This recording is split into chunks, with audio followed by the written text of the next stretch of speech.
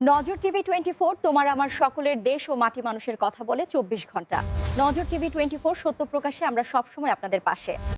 কাহারোলে বড়দিনের সরকারি প্রণোদনায় ভয়াবহ প্রতারণা। কার পকেটে গেল টাকা? নিখোঁজ মূল অভিযুক্ত। কাহারোল দিনাজপুর প্রতিনিধি রশিদুল ইসলামের পাঠানো তথ্যচিত্রে বিস্তারিত। খ্রিস্টান ধর্মাবলম্বীদের সবচেয়ে বড় ধর্মীয় উৎসব বড়দিন উপলক্ষে কাহারোল উপজেলায় সরকারি প্রণোদনা বিতরণে ব্যাপক অনিয়ম ও আত্মসাতের অভিযোগ উঠেছে। 2022-23 অর্থবছরে দুর্যোগ ও ত্রাণ ব্যবস্থাপনা মন্ত্রণালয়ের আওতায় জিআর প্রকল্পের মাধ্যমে 74টি গির্জা চার্চ মণ্ডলের জন্য বরাদ্দ দেওয়া হয় 1/2 টন করে চাল, যার বাজার মূল্য নির্ধারণ করা হয় 18,733 টাকা। অভিযোগ অনুযায়ী অন্তত 17টি গির্জা চার্চ মণ্ডল তাদের প্রাপ্য সম্পূর্ণ অর্থ পায়নি।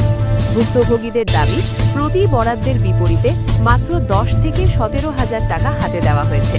বাকি টাকা বিভিন্ন রাজনৈতিক ব্যক্তি, দপ্তর ও সংশ্লিষ্টদের নামে ভাগ বাটোয়ারায় চলে গেছে।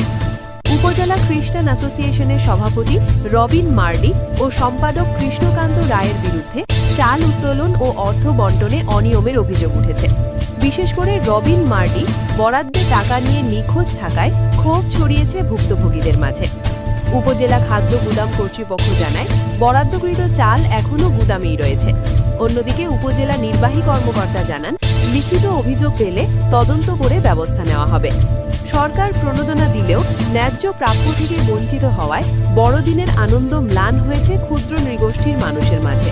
প্রশ্ন উঠেছে, এই প্রতারণার মূল হোতারা কারা আর তাদের খুঁজবে কে?